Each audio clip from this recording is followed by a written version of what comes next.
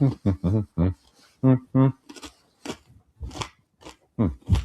been a while. Let's just give some time. Hey, we got one person watching. It only took 47 seconds. Amazing. What a time. What a time we live in. Hello to the two people that are watching. Say hi in the comments. Let me there we go. Good morning at PW 211244. I think I know who that is. It's a family name, right? A YouTube family name. I think it's Paul. David, hey, nice shirt. That's right. Go Bears, man. Ben is my name says hello. Hello, Ben is my name. How are you? I am I just ate some cold pizza and am having some coffee, as you could just see. It's dark outside. It is quite gray here. So that's gives us a more, maybe this is a somber look. I don't know. It's just dark. But that's okay. I had the light on, but then it's just too yellow. And then that reminded me of Nam. We'll get to that and more. Dave Sheldon says, yo, cool guitar. It is a cool guitar. Kurt, hello. How are you? How's everything going with you? What do you have going on today? What's been the haps? Tell me all about it. Ben wants to make a BC Rich Bitch John Christ guitar. All right. Cool. Yeah. Do they not make them? Ooh, the Guitar Sanctuary. Sadly not a Sully dealer anymore, but we remain friends because I keep that hope alive. Sully's coffee of choice. Sully's gone through some changes in his coffee. I had a subscription. One of the things that I really like is not having to worry about certain things like food. And what I mean by that is, like, I have the same thing for lunch like every day. I have a sandwich. I have a sandwich. I have some yogurt, and it's kind of off my list of things that I've got to think about. Same thing with coffee.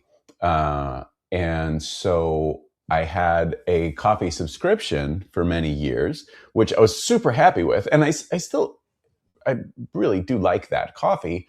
I feel bad. Unfortunately, my main brew was discontinued. And so then I tried a couple others and I didn't quite love them as much. And then I kind of realized how much I was paying a month. And I'm like, okay, we got to find some other stuff. So I went kind of like in the other direction. I went to my local grocer, and my good friend Mike Squires, who I like to call Smilin' Mike Squires, he lives in Seattle, or the Seattle area. I don't know. Apparently we're not that close. But no, he lives in Seattle, and he loves coffee. He worked for a coffee company for a while.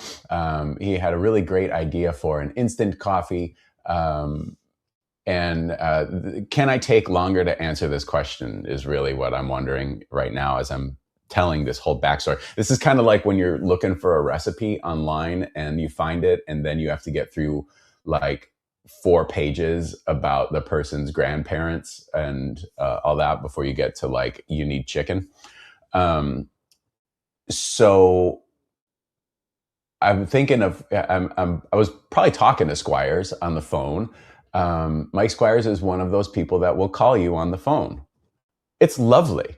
People should do that. Say hi to your friends. Speak to your friends on the phone. It's nice. And so I'm sitting looking for coffee, and I'm like, you know what? Squires is in Seattle. He likes coffee. Right in front of me is this coffee making a very bold claim, the bold claim of Seattle's best coffee. So I'm like, okay. So I spent my $7 and I got a pound of Seattle's best coffee. I think I got their breakfast blend. And so I've just been going with that because it's like $6-7 for a pound, which is less than half of what I was paying with my subscription, and it's fine. I am not like, much like with food and certain things, like I'm not like a coffee connoisseur. I remember when I moved to the Dallas area, I just got a quick part-time job at Starbucks just to get some money coming in. And I drank a lot of coffee at Starbucks, as you might imagine. And then there was this switch that flipped where all of a sudden a lot of their standard coffees just tasted like cigarette ash to me. Like, you know how when people will say like they don't like cilantro because it tastes like soap? I actually had a similar experience with cilantro, but maybe we'll get to that once we get to know each other a little better. Um, and some switch flip where like any Starbucks like coffee just tasted like cigarette ashes. And I don't know about you, but I don't want to drink cigarette ashes. So I'm like, I'm out. Yeah. So that's Seattle's best is what Sully has going. Is it great coffee? I don't know. Probably not. Does it get the job done? Yes. Is it fine? Yes. Is that all I'm looking for out of a coffee? Also, yes. Dave, refrigerated pizza is better than hot pizza. Dave is coming in with some takes. I don't agree that they're better, that it's better. I think it depends on where your pizza is coming from. Now, let me sit up straight as I've got my Bears shirt and the damn it.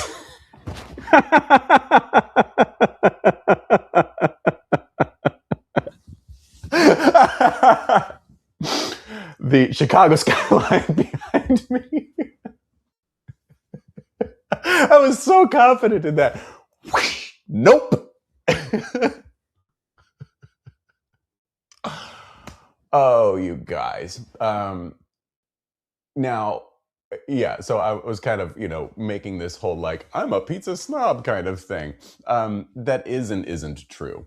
Uh, I, good pizza is good pizza. I don't care where it's from. Although,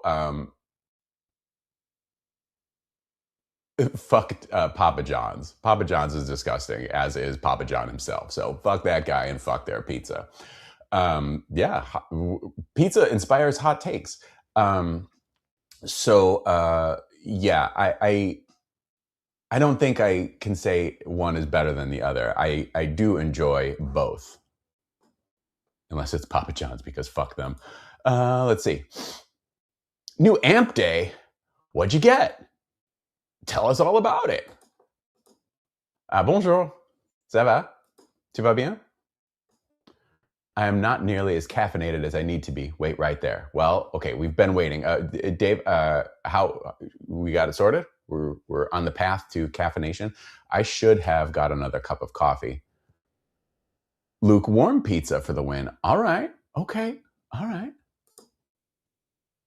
Stelling one. Hey, if you live in Seattle and don't love coffee, don't they kick you out? I think that's possible. I think that is possible. And then we have a link to Hawaii Coffee Company, which I will look at. Thank you for that. I appreciate it. Hey, Hank, I'll have to watch the beginning of the replay later. You don't have to. That's right. Hard and far. Here's the thing. When they came on the scene with like, we give you all of this sauce. And like, some people are like, oh man, this sauce is really good. If they have to give you the sauce to make what they're offering palatable, see what I'm saying?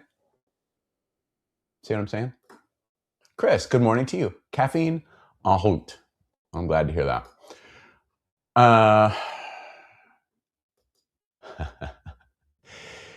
No, I didn't see him, but I heard plenty of tales of what a diva and he is. So we're just going to leave that there. And yeah, Glenn, I thank you for the files. I have not had a moment to actually listen to them yet, but I will, and we will reconvene with said podcast. Yeah. So let's see. We had, I haven't done this in months, partially because from like, I don't know when the last one of these was that I did, but I want to feel like it's been at least since November. Maybe not, I don't know my life, but getting this guitar, I had to kind of, it took some work, ready for the NAMM show was an insane amount of work. It was very, it was a lot. It was a lot. I am very happy in how it came out. But during leading up to the show, I would just kind of wake up on the weekends and just go straight to the shop and work on stuff. And I wasn't making time for this. But things have changed, and now I am making time for this. So let's see. Used to come through the old dealership at launch of the car. Hey, that's nice. That's nice. That's cool. Little $5 pizzas. So they paid you $5 to eat them. Hey, that's great.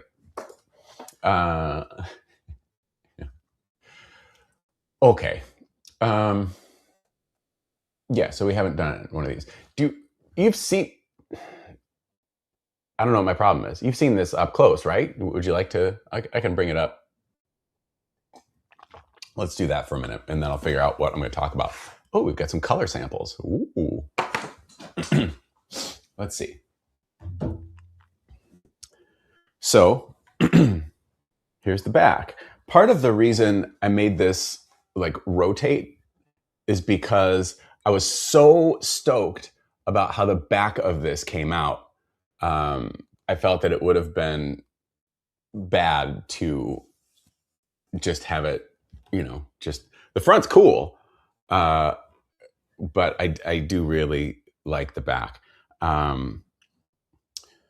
Yeah. So like, this, I understand that this particular style has kind of become a thing with cars.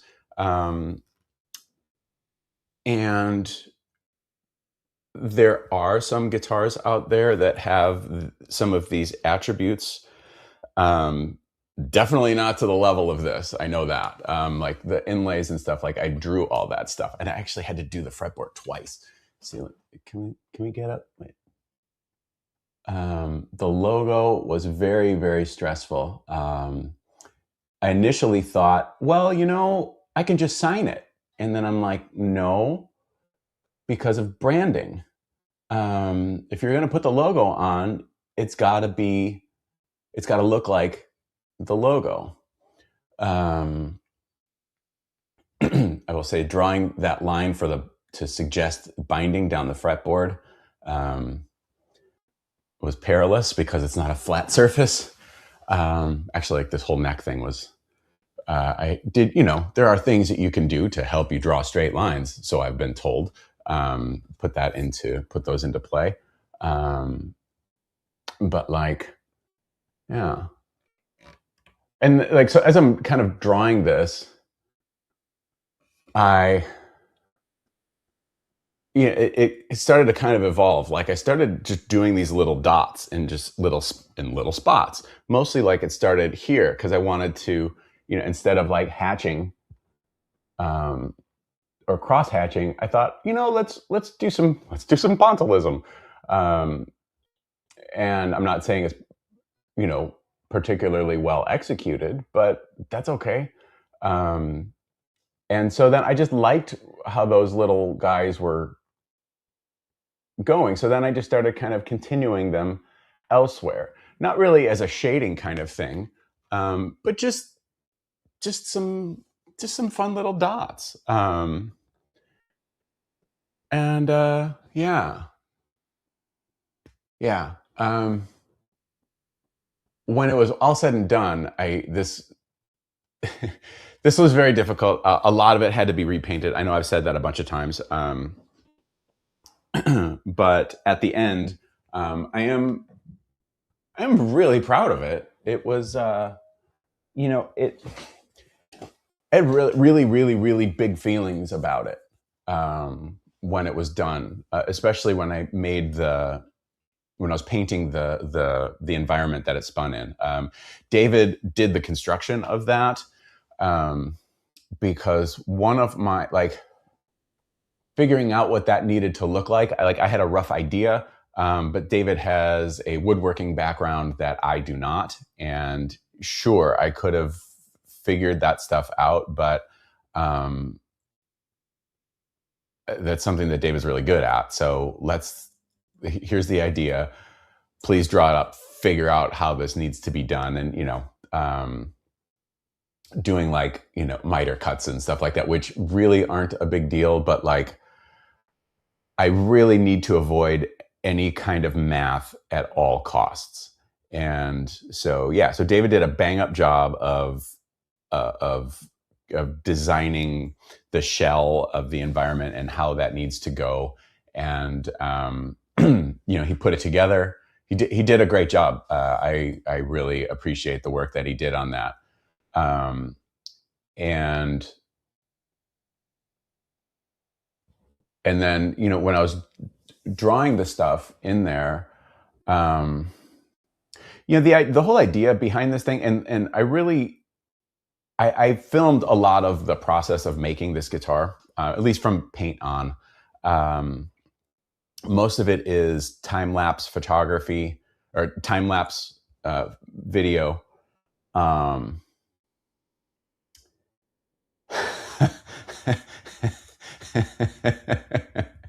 yeah, on Teardown, we just carted the thing out like a coffin. Oh, what is that? Little dust flying through that? Oh, that was okay. Um, eh, so yeah, I have filmed a fair amount of this. In my brain, this was going to be like a making of the thing kind of documentary kind of video, and I would like to really see that through. Um, when I was doing the filming of it, I didn't film every single iteration. Like I did a test of this kind of design on another body that I had that was not viable for use. So I just kind of like drew out what I wanted the front to look like. And as I was kind of recreating it, I didn't really like it, how it was turning out. And so I wound up, kind of scraping it back and repainting it. And so like every single aspect of the process isn't filmed. But partially just because like I can do one thing or I can do the other at all times, but I can't do both. Um, but also like nobody cares, it's fine. Um, but yeah, when I finished this, because this whole process took me back to how things started. Um, even back as far as me just being a kid and just drawing all the time.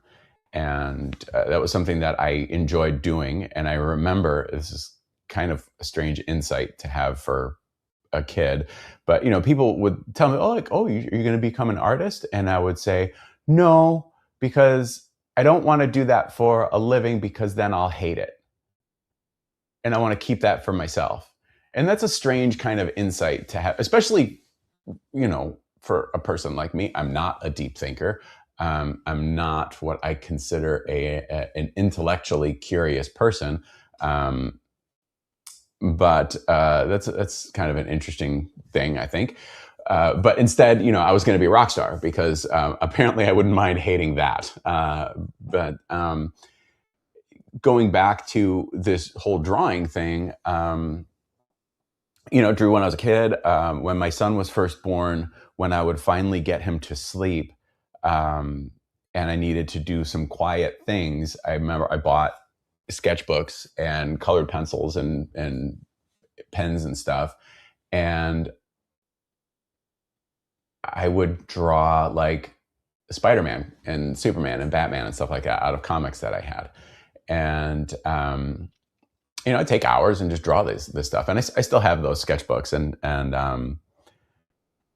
it kind of reminded me of doing some of that. And one of the pieces of art in the diorama is a tiger that my son drew when he was 5 years old. And I know I've got the original somewhere in a box, because I was like one of those parents that like saved everything he drew and all that stuff in boxes. But I know that I had a photocopy of it, because I had a photocopy of it on like whatever desk, I was wherever I was working. That would be part of my little office decor and what have you. So and it was kind of funny, because as I was drawing that tiger, it was my grandson's birthday, and he just turned 4, and I'm drawing this tiger that my son drew when he was 5, as my son is sending me pictures of him and his son out and about for little dude's birthday. And that was kind of like, oh wow, that's kind of weird. It's not weird. It's kind of like a what do you think about that kind of moment. But when it was all done,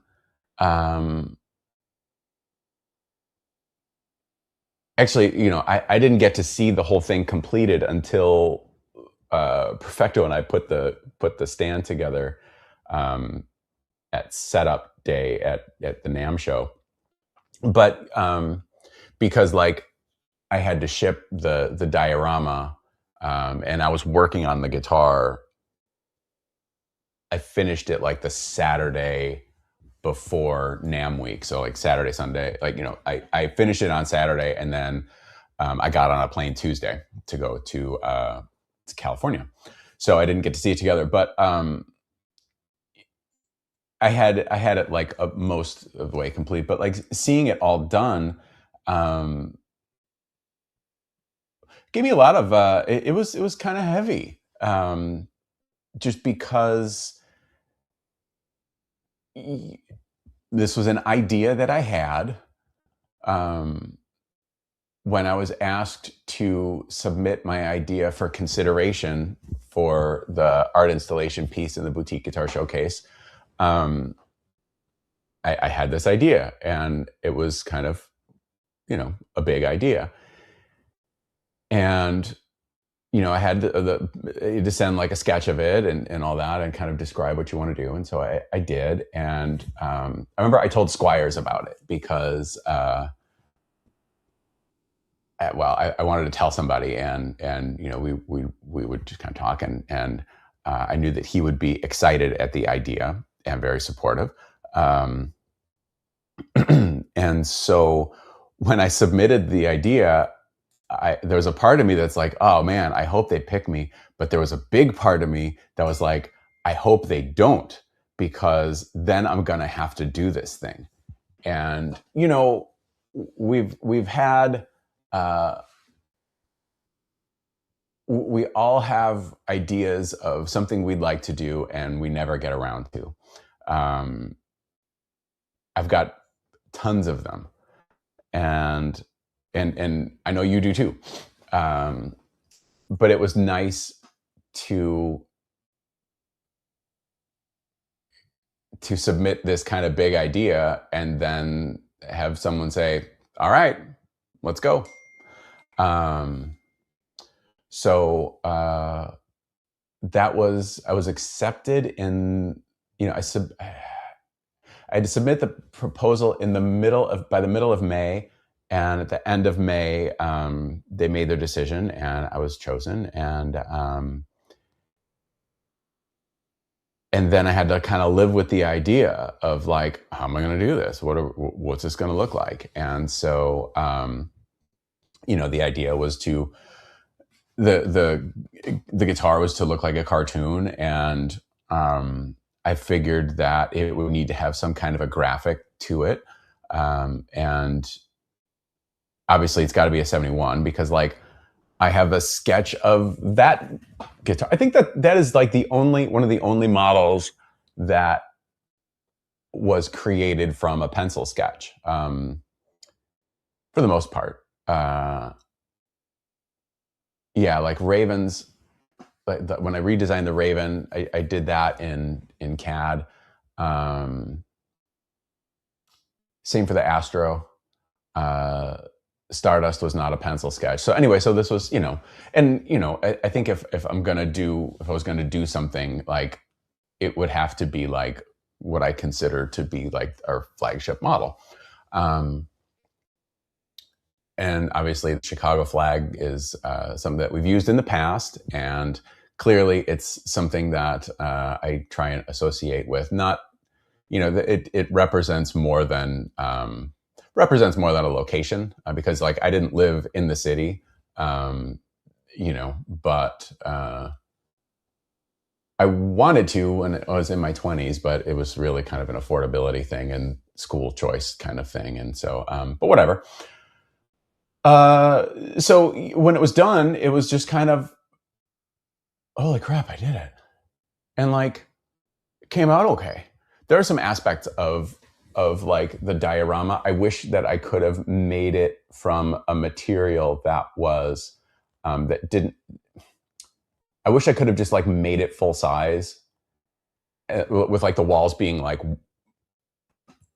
so each panel of the walls being like one piece instead of two. What I mean is like, you've got a lower piece and a top piece, and that's like one wall, and the center is one, and just to kind of give it a more finished edge, make it look more like walls, and and especially after having to take it apart and ship it, it did get it got a little roughed up in shipping. So yeah, I remember I told Jamie, who curates the Boutique Guitar Showcase, once it was set up, and I'm just like, the diorama, like it's like the art, the drawings and stuff, look good, but like the whole thing, it kind of has a little bit of a rough and ready appearance to it. I wish that I could have made the stuff out of something a little bit more, not polished, but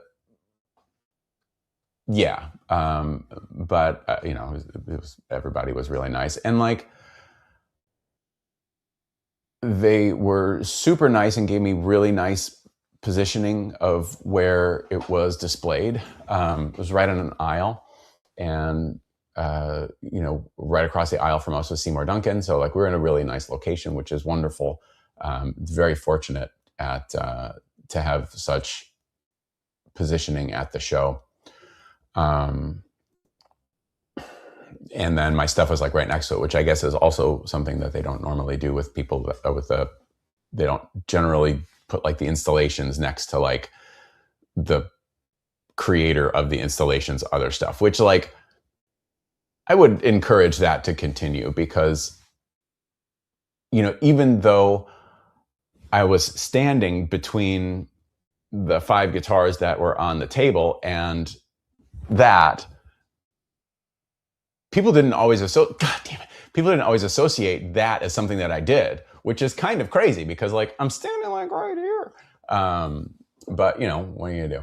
I do wish I had more photos. That was one of the things that was great when Perry and I would have booths right next to each other, is that Perry would have a photographer there for like, that was like, you live in the booth.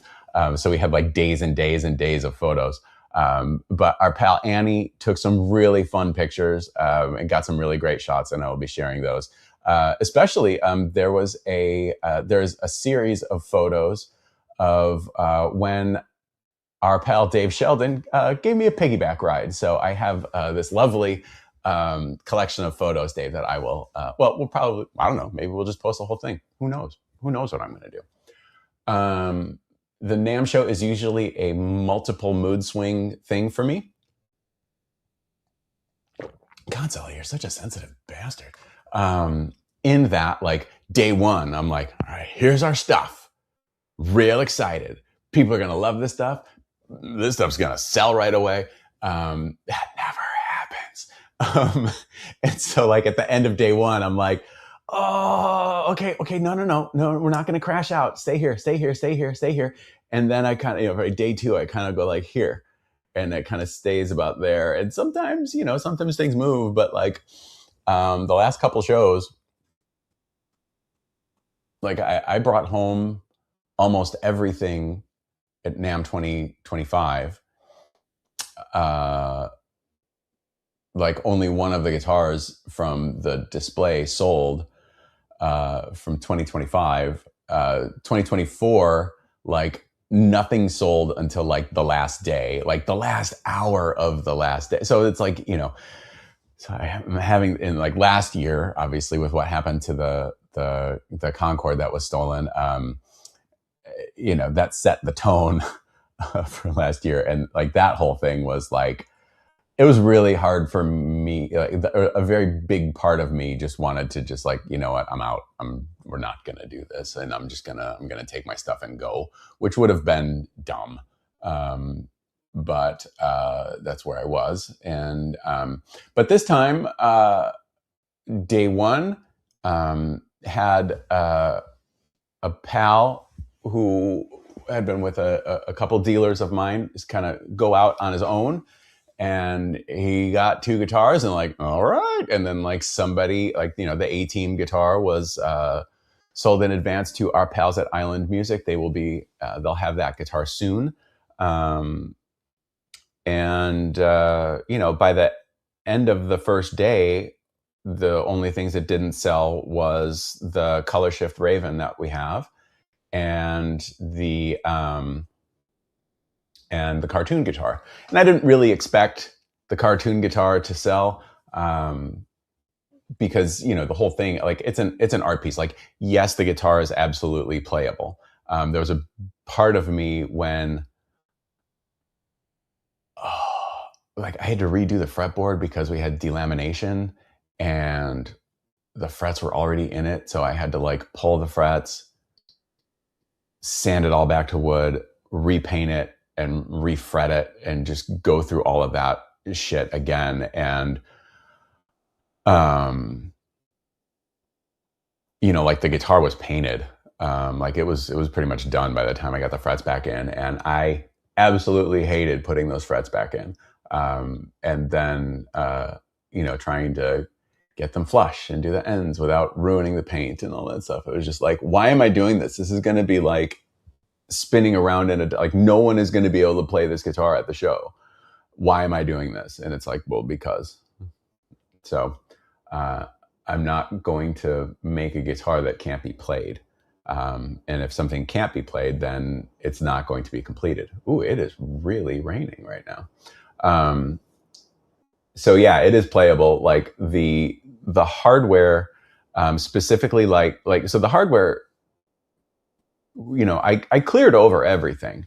But, painting tuners, even though, you kind of scuff it up and then paint it and then clear coat it, like it's not on a great foundation. So, like on the tuners, at least on the tuner housings, like, that stuff will scrape right off. But the buttons seem to be pretty good. But then the same thing with like the bridge, those saddles and all that stuff, it is clear coated, but there's not much to it. And again, trying to paint metal and, I'm sure that there are ways that, people can chime in and say, oh, well, what you need to do is use this and this and this. And I'm like, that's cool. I didn't, I don't know. And I'm not going to do it again. So it's all good. But, so it's playable. And it's set up to play just like our other stuff. But the finish in certain areas is a little on the fragile side. So like, it's not like it's not like someone would buy it and like take it on tour, or have it become like a part of someone's playing arsenal. So it really, really limits the pool of buyers to a very specific, niche. And the style of the artwork itself is already a very specific niche. So I didn't really expect for it to sell, but there was a part of me that's like, yeah, it could. And who knows, it still could. But I was really proud of the lineup. And I know that I've kind of communicated this to when I sent this stuff out to the mailing list before the NAMM show, that I felt like I was kind of putting like the most me version on the stand. I think it's not an exception, but the Astro that was at the show kind of doesn't follow.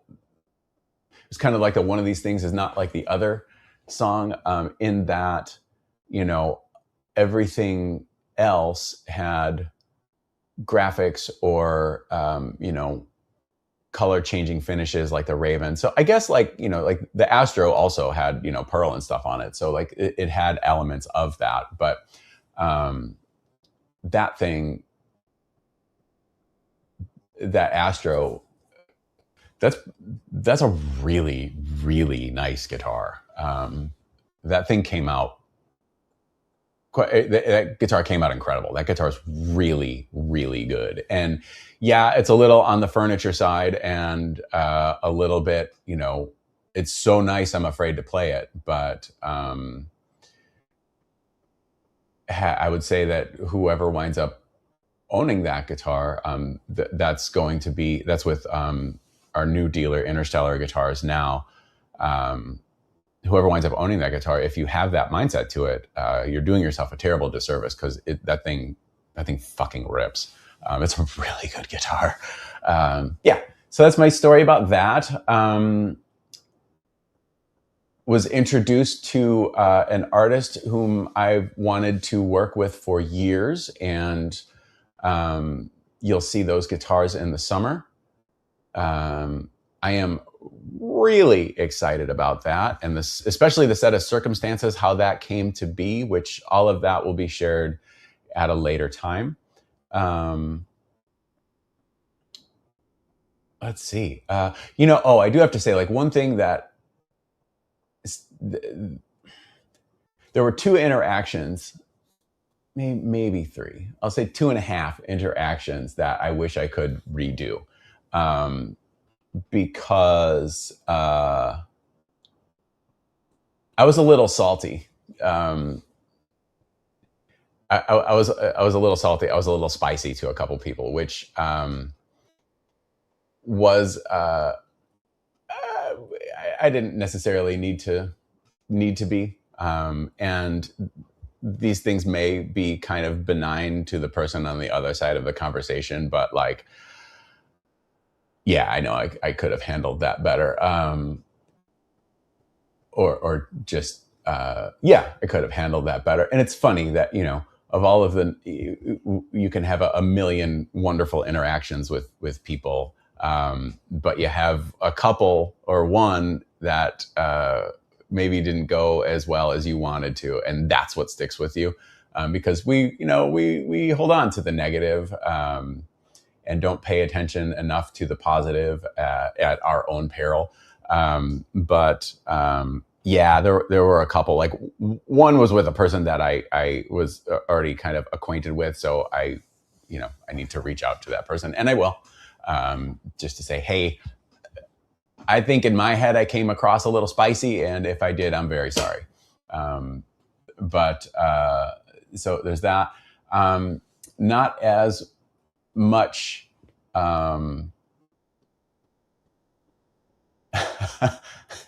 an old JCF member come up to you? No, like, I'm happy to see old JCF members. You know who I did meet for the first time was John Walker. And back when I was a very active admin on the Jackson Charvel forum, John Walker was like product manager at FMIC over Jackson. And we had never met before. So that was cool to meet him. Also, one of the really nice points was Tim Wilson came by. Tim Wilson, if you don't know, was one of the very, very, very early Jackson Charvel employees. Tim made Randy's White V. And Tim was with Jackson for, I think, all the way up until like 2008 or so, thereabout. And so, he was, a production manager and stuff like that, eventually. And so, so it's, I had interacted with Tim on the phone before, back when, when I was more active on as an admin in the Jackson Charvel Forum in the early 2000s. We had met, at NAMM shows before, and he came by to say hi, and that was really nice. It was really, really great to see him, and I appreciate that. Oh, you meant someone that got the news. Oh, no, going back to it, was just like people making jokes about, like, well, one was like someone making a joke about the stolen guitar, not like, haha, you got a guitar stolen, but kind of like, oh, you got security. And I'm just like,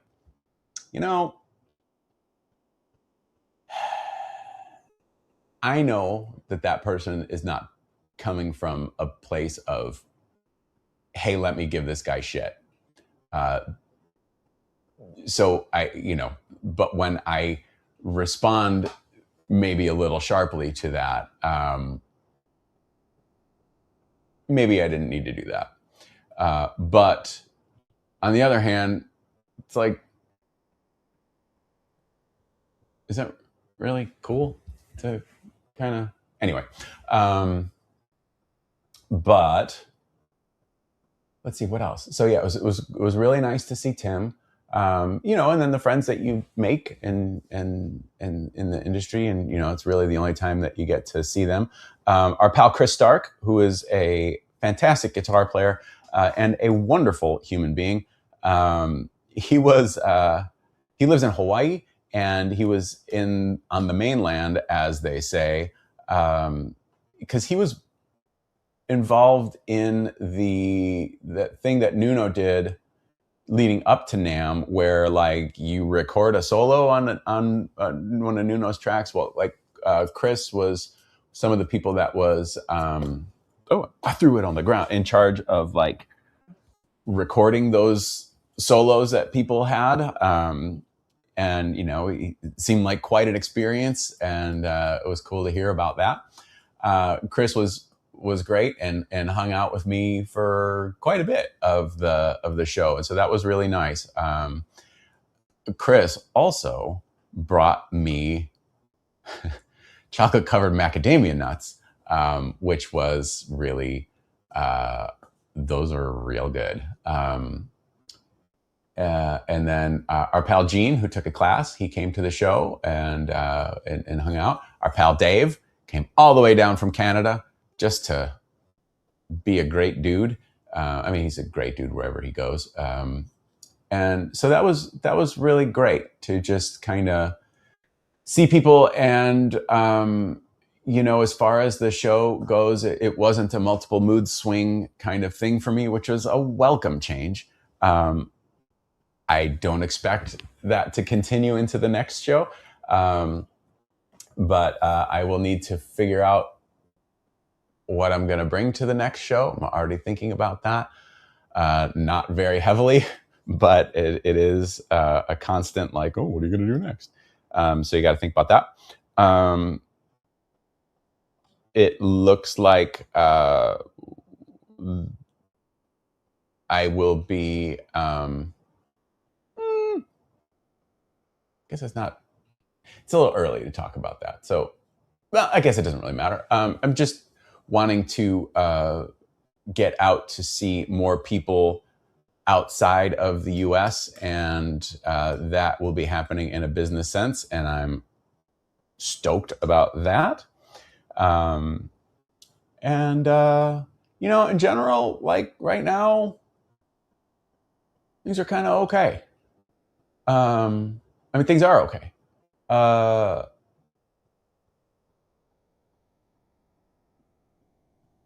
and that's not a situation that I have experienced much as a person in general, especially as a person doing this sort of work. Things are just kind of nice, and that's nice. So let's. Oh, my buddy Catfish just. Hey, hey. Dave says to paint a guitar on a new model. Tell you what, I will paint a guitar on you, and you are the nude model. So, I guess this guitar is going to come with a trem. So, man, that really should have been where I ended this thing. But yeah, yes, and Interstellar Guitars bought the Astra and the Comet, so they will have that momentarily. Oh, yes.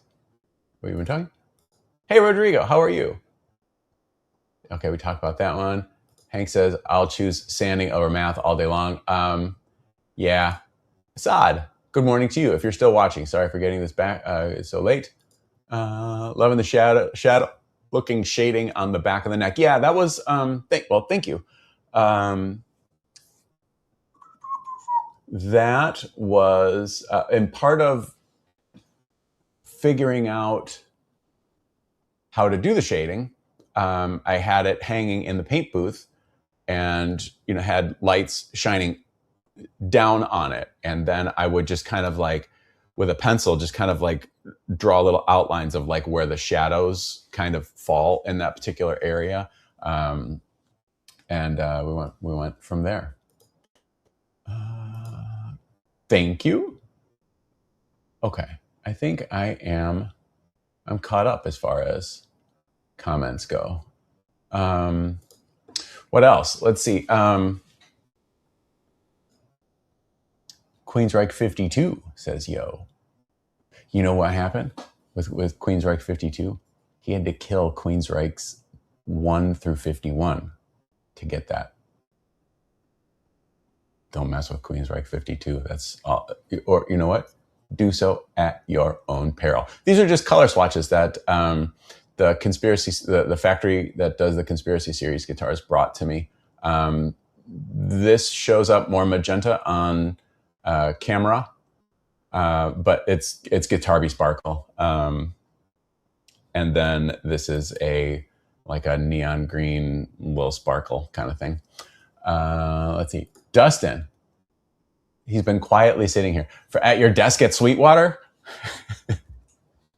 Somebody bought, so apparently Sweetwater had a used red sparkle Stardust that someone bought and said, I can't believe they have this there and they don't know who you are. I'm like,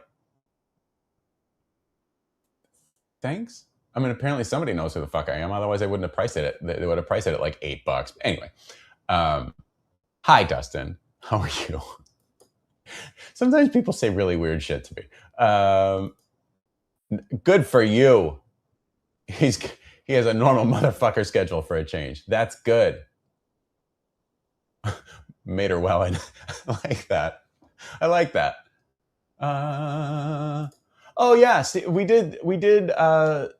we spoke a little bit. Now, I'm pretty sure that chat with Steve was before the show started. It wasn't not like setup day, of course. So it would have had to have been early morning Thursday before the show started, because in the showcase, it's like roped off before the show's hours. So when I'm talking to Steve, I'm talking from like behind a little roped off kind of thing. I think, we just kind of did, I did the caffeinated Sully thing. And I thought he was going to come back, but he didn't. But then I think Hank told me that he needed to cut his trip short because of the storms, the winter storms that happened that weekend, which actually canceled Adam and my flight, canceled our flights back to Texas a few days. So we didn't wind up like Adam was supposed to come back Sunday. I was supposed to come back Monday. We wound up coming back late Wednesday night. So, it gave us some time. So like on Monday, we went to, I think it was Monday.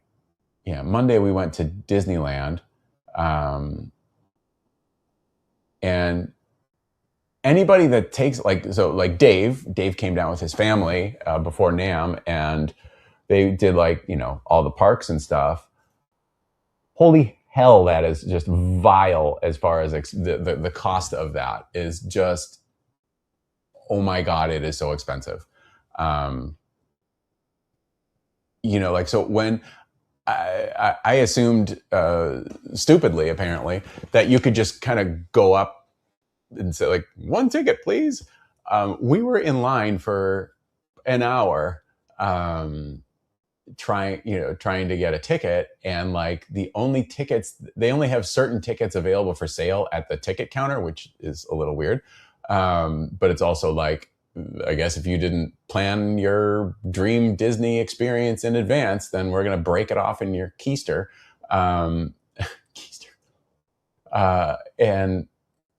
And so they said, well, the only passes that they're selling are like the Hopper passes to where you can go between like one park and then the other. And I'm like, oh, okay.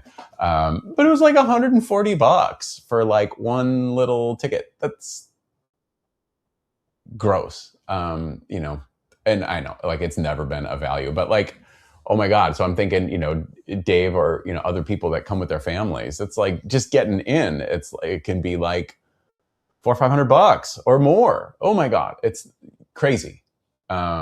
But so Adam and I, we did get in, and one thing that I was very excited about. So like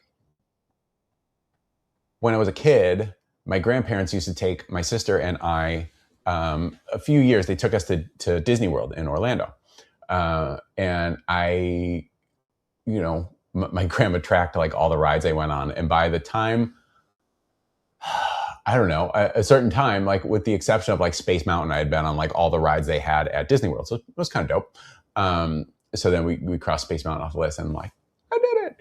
But one of the rides that I loved, just because it was ridiculous as a kid, was Mr. Toad's Wild Ride. And in the 90s, for my son's 5th birthday, my family, they sent us to Disney World for Christmas, as a Christmas gift. And so we went for my son's 5th birthday in March, and we went on Mr. Toad's Wild Ride. One of the things that I made many missteps in my life, especially as a parent. But I guess I was just doing the best I could. I remember like I really wanted to go in the Haunted Mansion. And so I thought to myself, we'll get in early in the morning, broad daylight, we'll go in the Haunted Mansion.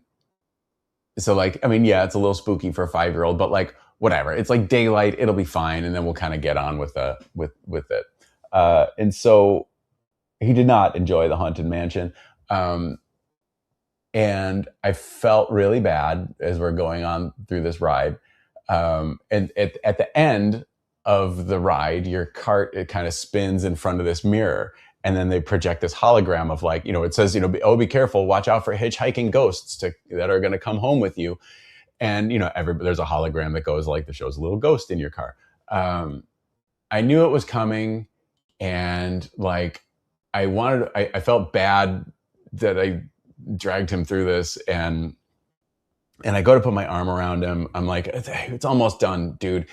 But I did that just at the same time as the fucking hologram was like shown. And so he lost his mind. And I'm like, oh my God. Oh, such a bug. So we got off the Haunted Mansion, then we went on Mr. Toad's Wild Ride, which was one of my favorites, and I think he enjoyed that, but I don't know, maybe not. But soon after we visited, they took down Mr. Toad's Wild Ride at Disney World. So I'm like, oh man, that's the best part. So imagine my delight in walking in through Disneyland. One of the first like posters I see is Mr. Toad's Wild Ride. I'm like, no fucking way. Do they have Mr. Toad's Wild Ride? They have Mr. Toad's Wild Ride.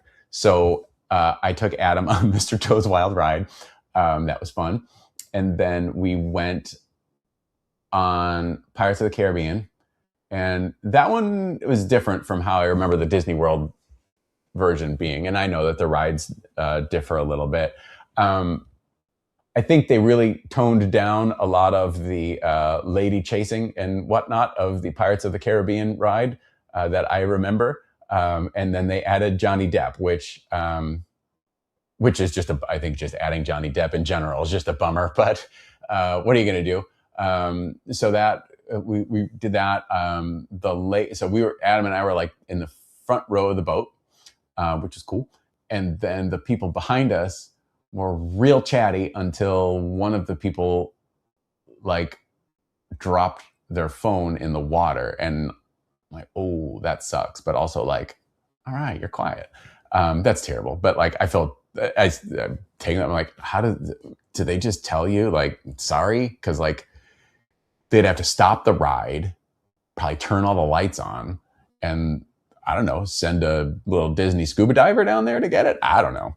But I mean, like that sucks for anybody that has that happen to. But so we did that. We went on the Haunted Mansion, and that was fun. And then we went into like the little Star Wars area, and holy crap, that is so cool. So we did that, and then we went on the Millennium Falcon, the Smuggler's Run thing, and that was fun. Like we're the engineers, like, cause I didn't really like, cause one of the guys was in our group. He's like, so you're done this before? I'm like, no. Do you want to fly? Do you want to shoot? Or you want to just go along for the ride? I'm like, I don't want to do anything. I'm going along for the ride. So like all we had to do is press buttons. And so it's like, you know, when you get hit by stuff, or like there's little lights that show, and then you hit those buttons to, you know, pretend to fix it, you know? So like, you're still kind of like, I want to do a good job. I want to be a good partner here. But also, so that means that I'm focusing more on like this and not so much of what's going on in front of me, which was kind of like but like, whatever, that was fun. And then like the day after, and then we went to like California Adventure, which is like, whatever. It wasn't really, we just walked around for a second and then left. And then the next day we went to the beach. We went to Huntington Beach, and we watched the surfers, and we had gelato and a latte, which was delightful. Like the guy that owned it, like full on Italian dude, like totally like, you know, legit. And there's a lot in Italian, and I see stracciatella, and I'm like, that's a fun word. Like, what is that? And he's like, it's chocolate chip, because I was going chocolate because I'm me. And then I'm like, oh my God, chocolate or chocolate chip. And he's like, you can get half and half. And I'm like, my God, this is the best. So I did that, and that was great. We had a real,